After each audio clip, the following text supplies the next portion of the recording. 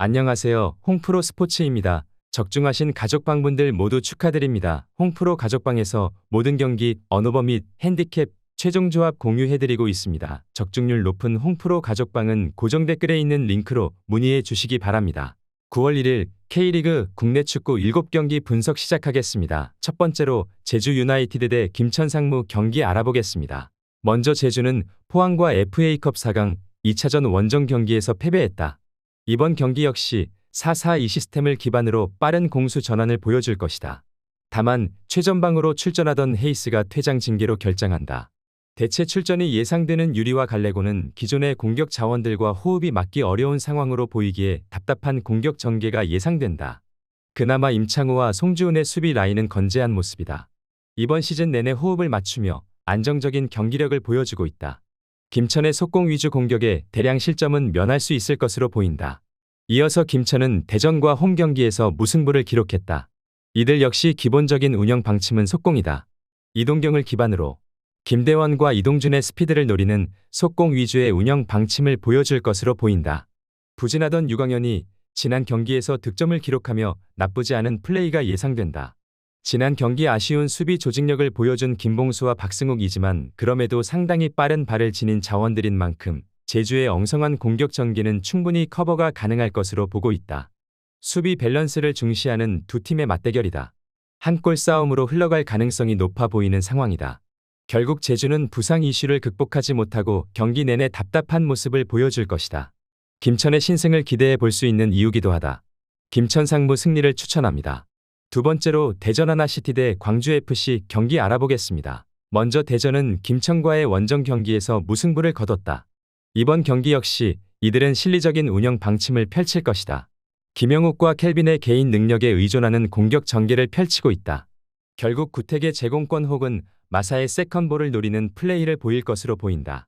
세밀한 공격 전개는 기대하기 어렵다. 그럼에도 밥신과 김재우의 합류로 수비 밸런스는 상당히 좋아진 모습이다. 광주의 기복 있는 공격 라인을 상대로 충분히 경쟁력을 보여줄 수 있을 것이다. 이어서 광주는 울산과 FA컵 4강 2차전 원정 경기에서 무승부를 거뒀다. 이들은 이번 경기에서도 강한 압박과 지공 위주의 경기를 펼칠 것이다. 다만 이희균이 부상 복귀 이후 폼이 돌아오지 않고 있고 백하 역시 이번 시즌 내내 기복이 심한 모습이다. 결국 가브리엘 혹은 아사니의 개인 능력에 의존하는 모습이 나오고 있다. 그럼에도 정호연의 활동량 덕분에 허율과 변준수의 수비 호흡은 확실히 나쁘지 않다. 대전의 단순한 공격 전개를 커버할 수 있을 것이다. 광주가 경기를 주도할 수 있는 환경으로 보이는 매치업이다. 다만 이들의 최전방은 상당히 아쉬운 화력을 보여주고 있다. 결국 지루한 공격 전개를 보여줄 가능성이 높아 보이는데 대전 역시 세밀한 플레이는 기대하기 어려운 만큼 무승부가 어울리는 경기다. 무승부를 추천합니다. 영상은 잘 보고 계신가요? 핸디, 언오버 및 최종 조합 공유받아 보실 수 있는 가족방 입장 방법 알려드리겠습니다. 첫 번째로 영상 하단에 댓글을 클릭해 주세요. 두 번째로 댓글에 링크를 클릭해 주세요. 마지막으로 채팅 참여하기 후 메시지 주시고 답장 기다려 주시면 됩니다. 나가기 하시면 가족방 입장 시켜드릴 수 없습니다. 언제든 편하게 문의 주시기 바랍니다. 세 번째로 강원FC 대 수원FC 경기 알아보겠습니다. 먼저 강원은 서울과의 원정 경기에서 패배했다. 이번 경기 역시 강한 압박을 기반으로 주도적인 경기를 펼칠 것이다. 황문기와 양민혁의 패턴 플레이는 확실히 위협적이다. 다만 최전방의 코바세비치와 이상원의 호흡은 아직 아쉬운 것이 사실이다. 결국 우측 측면 위주의 한정적인 공격 전개가 예상된다. 지난 경기 배우 공간 커버에 실패한 투치와 김영빈이다. 수원의 속공 전개에도 고전할 여지가 있는 상황이다. 그나마 삼선에서 이유현과 김동현의 왕성한 활동량으로 대참사는 일어나지 않을 것으로 예상해본다. 이어서 수원은 제주와 홈 경기에서 대승을 거뒀다. 이번 경기 역시 안데르손과 정승원, 지동권을 통한 삼각 편대로 역습을 이어갈 것이다. 배후 공간 관리가 완벽하지 못한 강원의 수비 라인들을 상대로 충분히 경쟁력을 보여줄 수 있을 것으로 보인다. 다만 수비 라인에는 이슈가 발생했다. 핵심 수비 자원 김태환이 낙마하며 잭슨과 최규백의 센터백 조합이 가동 중이다. 강원의 패턴 플레이를 상대로 견고한 수비를 보여줄 수 있을지는 의문이 드는 상황이다. 강원이 경기를 이끌어갈 수 있을 것으로 예상되는 매치업이다. 다만 이들의 수비 라인은 수원의 속공에 분명 고전할 것이다. 그러나 수원 역시 수비 라인의 이슈가 발생한 만큼 난타전 양상이 펼쳐질 것으로 보인다. 강원FC의 신승 정도는 기대해 볼 만할 것으로 보인다. 강원FC 승리를 추천합니다. 네 번째로 전북현대 대 FC서울 경기 알아보겠습니다. 먼저 전북은 인천과의 원정 경기에서 승리를 거뒀다. 안드리고와 에르난데스의 드리블 돌파가 나쁘지 않은 모습이지만 아직 티아고와 이승우의 호흡이 완벽하지 못하다. 서울의 수비 밸런스를 쉽사리 공략하기는 어려울 것으로 보인다. 그럼에도 수비 조직력은 안정적으로 변모한 상황이다. 박진섭과 홍정호가 클래스 있는 수비를 보여주고 있고 새로운 풀백 조합인 안현범과 김태현이 대인 수비에서 전혀 밀리지 않고 있다. 대량 실점 가능성은 적어 보이는 게 사실이다. 이어서 FC서울은 강원과 홈 경기에서 승리를 거뒀다.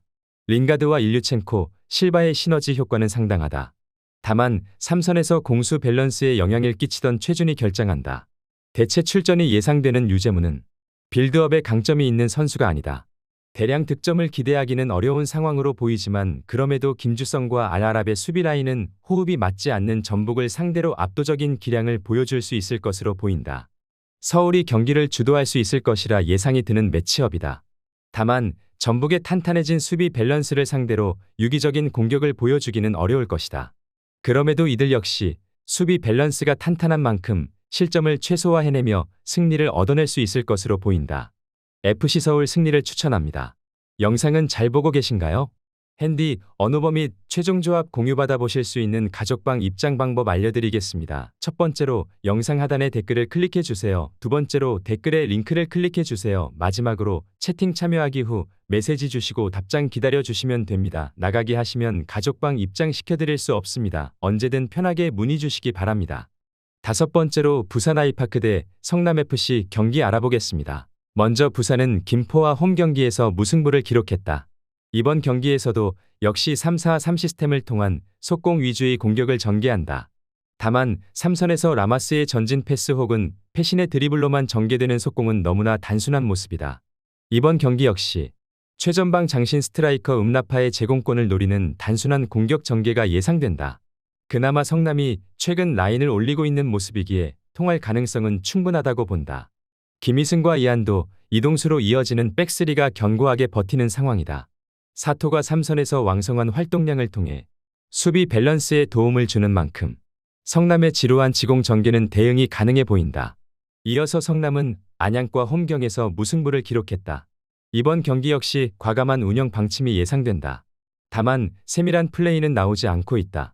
김정환이나 고메스의 돌파에 이은 크로스로 루이즈나 이정민의 쇄도를 노리는 단순한 방식으로 이뤄진다. 부산의 밀집 수비를 공략할 수 있을지 의문이다. 수비 라인 역시 배우 공간 리크스가 확실하다. 이번 시즌 호흡을 거의 맞추지 못한 최준영과 윤영선이 새롭게 센터백 조합을 구성 중이다. 엉성한 라인 컨트롤로 배우 공간을 공략당할 가능성을 열어둬야 할 것이다. 성남이 새로운 운영 방침과 함께 주도권을 확보하려 할 것이다. 다만 세밀하지 못한 공격 전개는 부산의 밀집 수비에 고전할 확률이 크다. 결국 부산의 역습에 허를 찔리며 패배할 것으로 보이는 상성이다. 부산 아이파크 승리를 추천합니다. 여섯 번째로 충남 아산 대 경남FC 경기 알아보겠습니다. 먼저 아산은 부천과 홈 경기에서 무승부를 기록했다.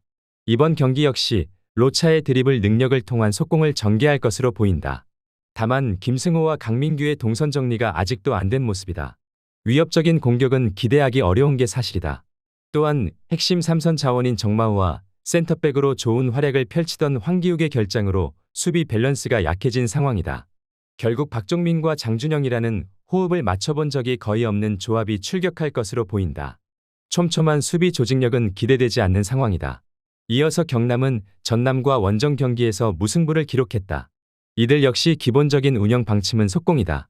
다만 지난 경기 사라이바의 퇴장으로 이미 리그 경쟁팀들이 간파한 웨일스와 박동진의 조합으로 공격을 전개할 것이다. 결국 답답한 모습이 이어질 것이고 아라블리의 제공권을 노리는 단순한 공격 전개가 예상된다. 한용수와 김영진의 수비 라인은 확실히 견고하다. 키와 제공권을 모두 갖춘 자원들인 만큼 충남 아산의 역습에 고전할 확률이 적어 보이는 게 사실이다. 두 팀 모두 수비 밸런스를 중시하며 경기를 운영하는 전력이다. 난타전 양상의 경기가 될 가능성은 낮아 보이는 게 사실이다. 결국 경기 내내 답답한 공격 전개를 펼치다 서로의 수비 조직력에 고전하며 지지부진한 결과를 보여줄 것으로 보인다. 무승부를 추천합니다. 영상은 잘 보고 계신가요? 핸디, 언어버 및 최종 조합 공유받아 보실 수 있는 가족방 입장 방법 알려드리겠습니다. 첫 번째로 영상 하단에 댓글을 클릭해 주세요. 두 번째로 댓글에 링크를 클릭해 주세요. 마지막으로 채팅 참여하기 후 메시지 주시고 답장 기다려 주시면 됩니다. 나가기 하시면 가족방 입장 시켜드릴 수 없습니다. 언제든 편하게 문의 주시기 바랍니다. 일곱 번째로 김포FC 대 전남 드래곤 경기 알아보겠습니다. 먼저 김포는 부산과의 원정 경기에서 무승부를 기록했다. 이번 경기 역시 속공 전개가 예상된다. 최전방을 담당하는 미나와 플라나의 위력은 확실한 모습이다. 다만 최후방에서 체프먼의 롱패스가 아니면 다른 득점 루트가 없다. 대량 득점을 기대할 수 없는 전력이다. 그럼에도 박경록과 이용혁, 체프먼의 백스리가 견고하게 작동 중이다.